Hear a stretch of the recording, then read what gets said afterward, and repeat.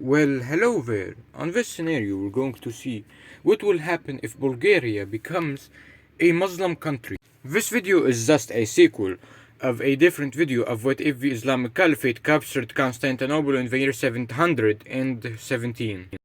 But don't worry, I'm gonna give you a short explanation on how Bulgaria became Muslim in this scenario, or what happened essentially in the old video. So anyways, in the scenario, or in the other video, what essentially happened was that the Islamic Caliphate managed to capture the city of Constantinople in the seas, leading to the Bulgarians seeing the Muslim world as being the most advanced one, so they converted to Islam. If you wonder why, the reason why was because essentially, in real life, Bulgaria converted to Eastern Orthodoxy, but in this case, it will be replaced by Islam. And after that, they conquered most of Greece, which used to be controlled by the Roman Empire. They invaded it because it was falling apart, and also invaded parts of Macedonia. And after that, we're gonna invade parts of Serbia and Montenegro so they can convert them to Islam. And after that, we're going to invade Hungary so we can make sure that in the future Hungarian tribes cannot invade them or become a problem in the future. So anyways, Bulgaria is gonna most likely enter a period of peace because they don't have to enter wars to get money since they have taxes from Greece and Constantinople, and living in as a rural tribe or moving throughout the land is kind of boring. So most likely the king is gonna just settle for living in Constantinople since it's more comfortable there. The Greek kingdom, which got its independence when the city of Constantinople fell to the Muslims, will probably attack the Muslims during the fall of the Caliphate so they can control their territories and get rid of taxes that they were paying to them. And they're going to succeed at taking over the place. Why? Because the kingdom of Greece was Muslim, so the Muslim leadership would not revolt.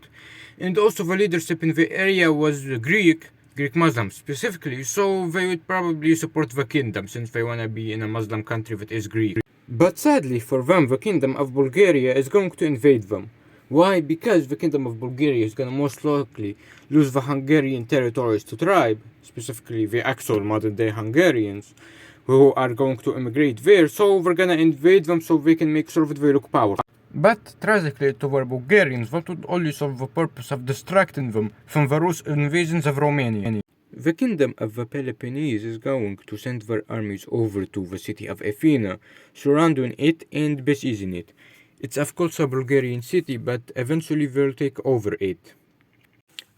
After that, the Peloponnese are going to conquer nearby cities in southern Greece and fortify them so when the Bulgarians come they can defend them properly. They're not gonna be too ambitious and have unfortified cities against the Bulgarians.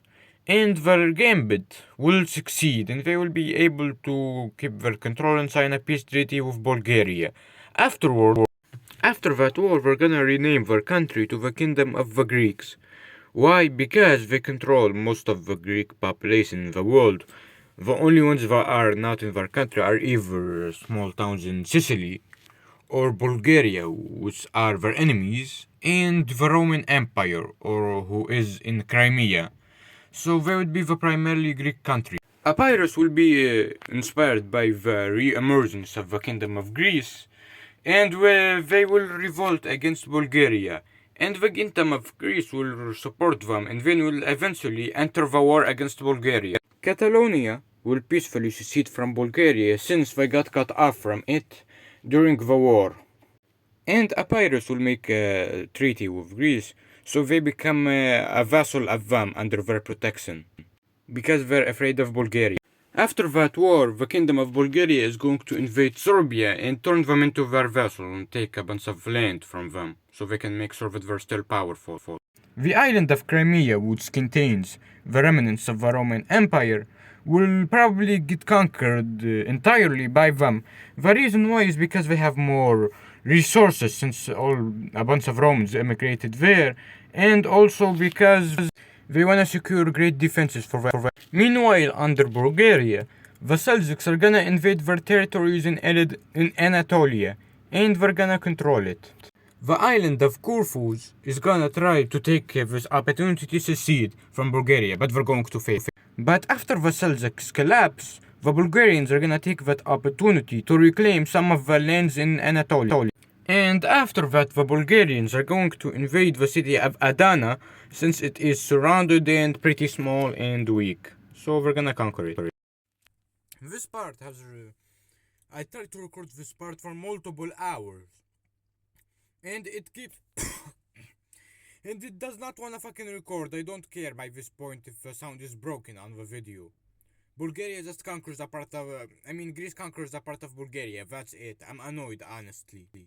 After that war, Bulgaria would lose their vassal of Serbia because they were weak. Bulgaria is gonna get invaded by Greece again, but this time Bulgaria is going to collapse into civil war. Okay, so when Bulgaria collapses, most of their territory in Anatolia is going to get invaded by the Rome state, except a tiny part, which will still be called Bulgaria. So they will be considered the Bulgarian government, but not their successors.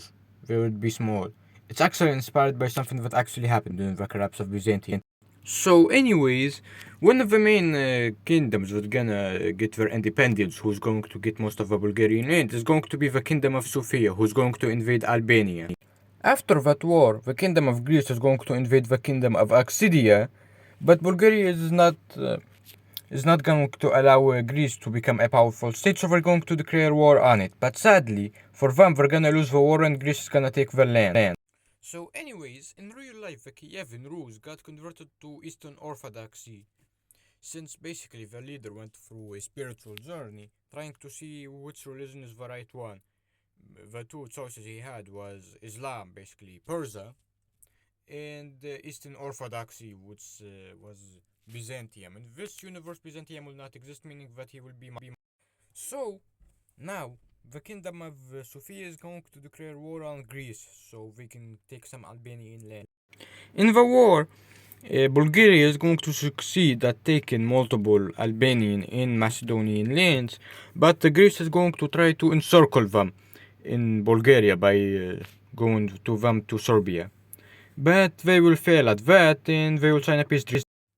But the Macedonian mountains are gonna cut off Bulgaria from Albania, meaning that Albania will eventually secede from them and they will get their independence.